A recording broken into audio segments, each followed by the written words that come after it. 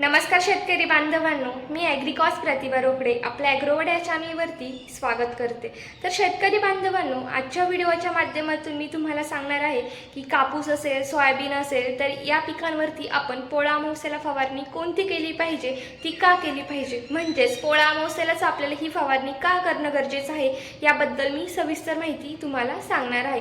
तर त्यासाठी तुम्ही आपला व्हिडिओ शेवटपर्यंत व्यवस्थित बघा, जेणेकरून तुम्हाला सविस्तर माहिती होईल। त्याचबरोबर जर तुमचे आणखीही काही शेतीविषयक जर प्रश्न असतील तर तेही नक्की मला कमेंटमध्ये कळवा, यावरती नक्कीच मी तुम्हाला रिप्लाय करेन। आणि महत्त्वाचा पॉईंट म्हणजे जर तुम्ही अजूनही आपला ॲग्रोवर्ड हा चॅनल जर सबस्क्राईब नसेल केला तर नक्की करून घ्या, जेणेकरून या पुढचे येणारे शेतीविषयक जेही नवनवीन व्हिडिओज आहेत हे तुम्हाला वेळेत बघायला मिळतील। चला तर आजच्या व्हिडिओला आपण सुरुवात करूयात। तर शेतकरी बांधवांनो, पोळा अमावस्या फवारणी म्हणजे काय आणि ती का करणं आवश्यक आहे हे सर्वात प्रथम आपण जाणून घेऊयात। तर अमावस्येची जी रात्र असते ती काळोखी रात्र असते। काळोखी रात्र जी असते त्यामध्ये पतंग खूप जास्त ॲक्टिव्ह असतात, जास्त प्रमाणात झाडांवर अंडी घालतात। यामुळे काय होतं की बोंडअळ्यांचा प्रादुर्भाव असेल, शूट बोरर असेल, तर अशा पद्धतीच्या अळ्यांचा प्रादुर्भाव आपल्या पिकावर खूप जास्त प्रमाणात झालेला दिसून येतो। तर यामुळे काय होतं की आपल्या उत्पन्नामध्ये घट होते। हे टाळण्यासाठी आपल्याला पोळा अमावस्येला फवारणी करणं हे फार महत्त्वाचं आहे। तर आता ही फवारणी पोळा अमावस्येच्या आधी करायची की नंतर करायची हेही आपण सविस्तर जाणून घेऊयात। तर शेतकरी बांधवांनो, ही फवारणी तुम्ही एकतर पोळा अमावस्येच्या अगोदर करू शकता किंवा पोळा झाल्यानंतर 2 दिवसांनी करू शकता।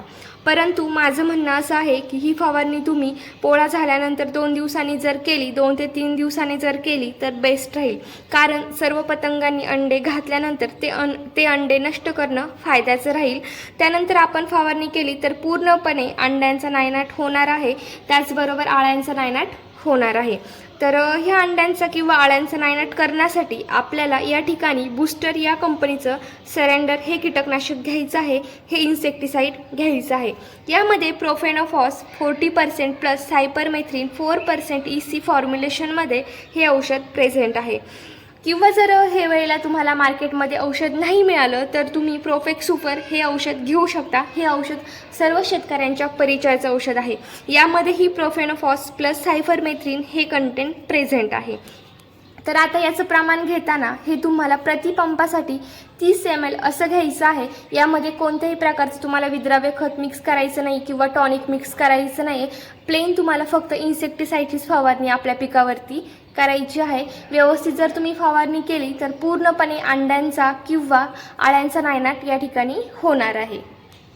तर शेतकरी बांधवांनो, व्हिडिओ पूर्ण बघितल्याबद्दल मनापासून धन्यवाद। असंच आपल्या चॅनलला कनेक्ट राहा। त्याचबरोबर जर तुमच्या आणखीही काही शेतीविषयक जर प्रश्न असतील तर तेही नक्की मला कमेंटमध्ये कळवा, यावरती नक्कीच मी तुम्हाला रिप्लाय करेन। आणि हो, जर तुम्ही अजूनही आपला ॲग्रोवर्ड हा चॅनल जर सबस्क्राईब नसेल केला तर नक्की करून घ्या, जेणेकरून या पुढचे येणारे शेतीविषयक जेही नवनवीन व्हिडिओज आहेत हे तुम्हाला वेळेत बघायला मिळतील। चला तर आजचा व्हिडिओ मी येथे स्टॉप करते। आणि हो, हा व्हिडिओ इतर शेतकऱ्यांपर्यंत नक्की शेअर करा।